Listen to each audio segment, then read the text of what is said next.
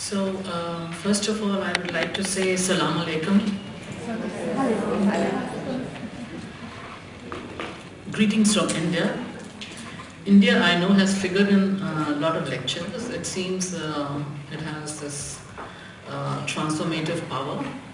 So, but today my paper will not deal with this inner transformative power of India, but the external empowerment of women, especially political empowerment.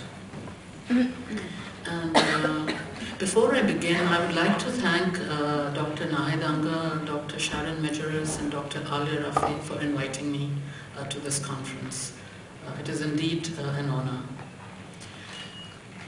And another point, a lot of discussion has been done on the masculine and the feminine aspect of our own selves, what Jung has called anima and the animus. I would just like to make one point from the research that has been done in neuroscience.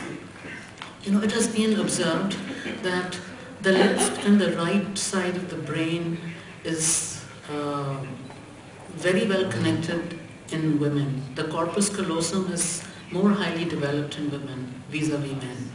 So in fact, for men it is a harder task to tap their feminine rather than for women, to tap their masculine. So I think we women are very fortunate, and we actually need to help our men to strike this balance. So it is a scientific fact.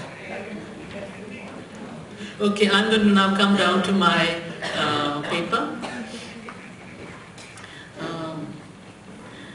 In India, ancient scriptures have placed women on a high pedestal, but status of women has fluctuated over, the various periods in Indian history.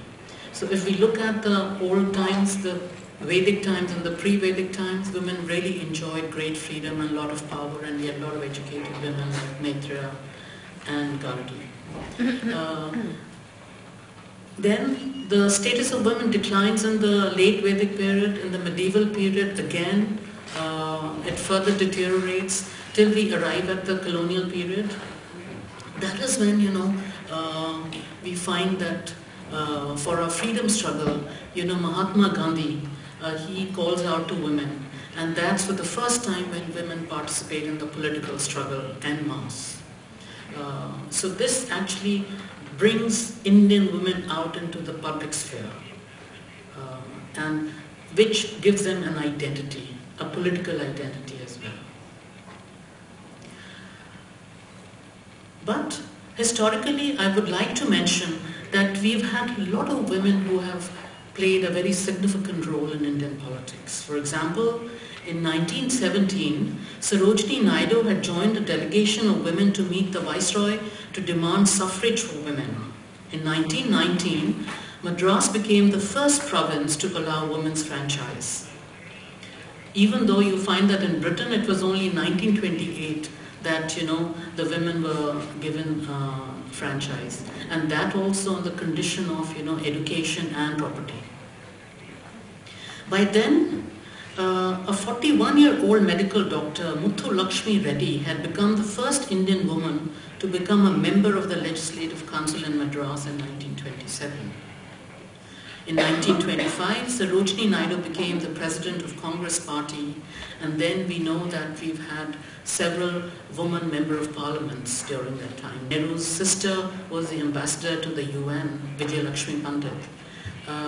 It was in 1966 we had our first woman prime minister, Mrs. Indira Gandhi. If we look at the situation today, the Lok Sabha speaker and the chief ministers of 4 states are women. Can you believe that? And most of these women don't have linkages with political families. They have come up on their own, which I think is a very interesting fact. Usually it has been maintained that women who come up in politics is because of, the political families that they belong to. It's the case in Bangladesh, in Pakistan, India, Sri Lanka, etc. But today, women have risen from the ranks in the political field, so which I think is a great achievement. And we've also had our first woman president. But we find that this empowerment of women at the top has not trickled down. The obstacles to political empowerment are mainly in three areas. Number one, registration as voters, the actual participation in voting, and finally, contesting as candidates.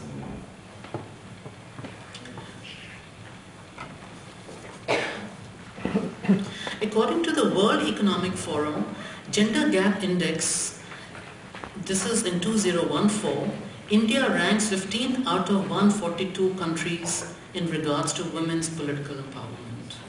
In the world's largest democracy, women still hold a mere 11.9% of seats in Indian parliament. Can you believe that? Yet, at the same time, the struggle to enact the Women's Reservation Bill, which would allot 33% of seats in state legislatures and parliament for women, continues. As of today, the passage of this bill is close to becoming a reality. Although women politicians will continue to face different barriers and certain disadvantages before and after taking political office, it is imperative that they are able to receive sufficient training and knowledge with which to prepare them for greater political involvement. We find that the Beijing Declaration still remains today the most comprehensive global policy framework and blueprint for action, and is a current source of guidance and inspiration to realize gender equality and the human rights of women and girls everywhere. I would like to just point out three main areas in which India has really moved forward in terms of political empowerment, especially the post-Beijing declaration. Number one is the advocacy of 33% reservation of seats for women in the Indian Parliament. Number two, introduction of the Ministry of Women and Child Development. And finally, the Panchayati Raj Act, which has enabled women to become part of the ruling mechanism in a fixed system of inclusion. So firstly, I will look at, the 33% Women's Reservation Bill. The Women's Reservation Bill was first introduced in the Parliament in 1966, but no government has successfully passed it yet. The current version of the bill, the 108th Amendment, seeks to reserve 33% of all seats in governing bodies at the centre, state and local level. For reservation in the Lok Sabha, 1/3 of all constituencies will be reserved for women on a rotation basis, such that a constituency will be reserved for one general election and not reserved for the following two elections. All I want to say is that this bill has been passed in the upper house, our Rajya Sabha, and so many decades have passed, but it is not being cleared in the lower house, the Lok Sabha. But I think the women in India are hoping that one day they are going to achieve this. And our current government has also promised it, but it is still, far from seeing the light of the day.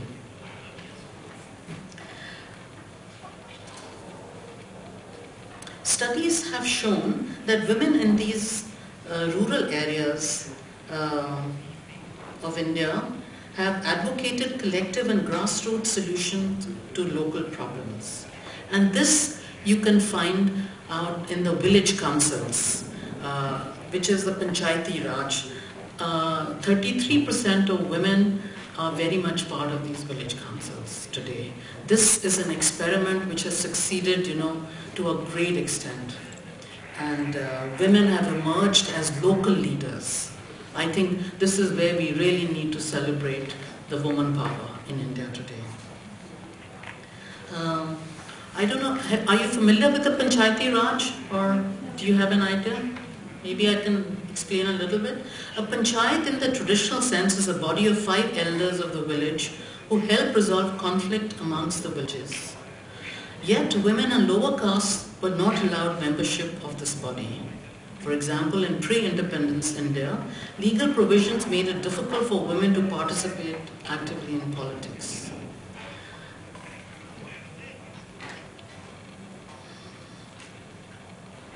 Today, 54% of elected representatives of the Panchayati Raj Institutions in Bihar, for example, of women. This is, there is a regional variation. You find 50% of women in Madhya Pradesh, Chhattisgarh, Rajasthan and Himachal Pradesh. But you find 54% of women in Bihar, which is, one of the poorest states in India. So it is very interesting how women have emerged as leaders in backward areas. And finally, I would like to point out that I do have 1 more minute. 1 more minute? Okay. So there is this Ministry of Women and Child Development schemes that were introduced after the post-Beijing event, and this has really done wonderful work, and it is doing wonderful work in both rural and urban India. So I would like to maybe end by saying that the current challenge that we have for political leadership in India is the reservation bill which needs to be passed. And finally, I would like to end up with a philosophical question. Can we actually say that there is something called feminist leadership? If so, what is its nature and how is it different from the existing male model? So could we say that the feminine model, deals with compassion, accommodation, cooperation, intuition, non-hierarchy, peaceful nurturance and egalitarianism, instead of competition, hierarchy, aggression and conflict, or objectivity? So I think it is our subjectivity as women, where we need to explore our feminine principle. Thank you.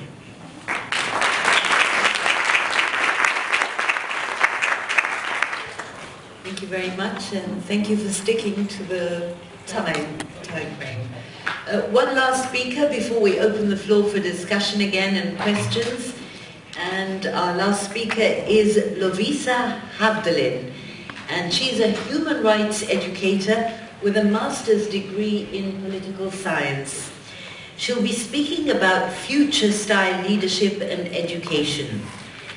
It's always been her personal and professional ambition to contribute to a wider awareness about human rights and to promote tolerance. As managing director in the Swedish NGO, the Order of the Teaspoon, her role is to coordinate all activities within the organization to promote diversity and to create positive attitudes. She believes that with a strong leadership and clear values, we can achieve progress and change the world.